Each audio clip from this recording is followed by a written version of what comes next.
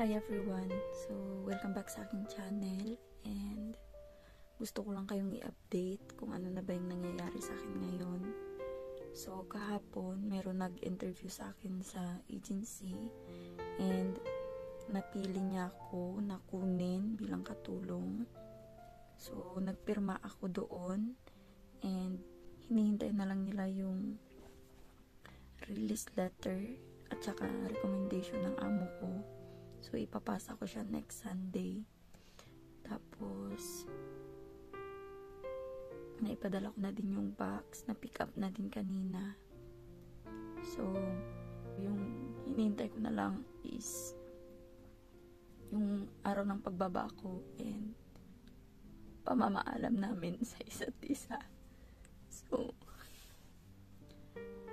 kung tatanungin nyo ko kung ano na ba yung nararamdaman ko, ganun pa din.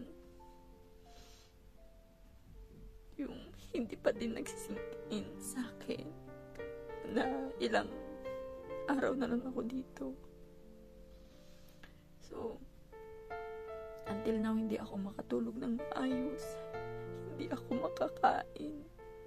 Alam niyo kung bakit? Hindi masakit sa akin na mawalan ako ng trabaho. Alam niyo yung masakit, yung alam mo na hindi na kayo magkakasama ulit.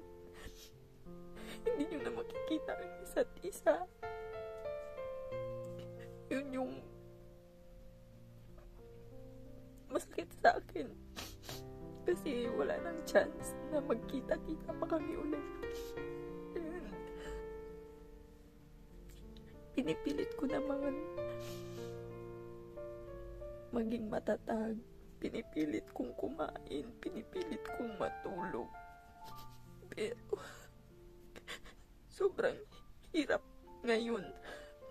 Sana kung ano man yung plano ni Lord sa akin, kung bakit ko ito nararanasan, sana makayanan ko.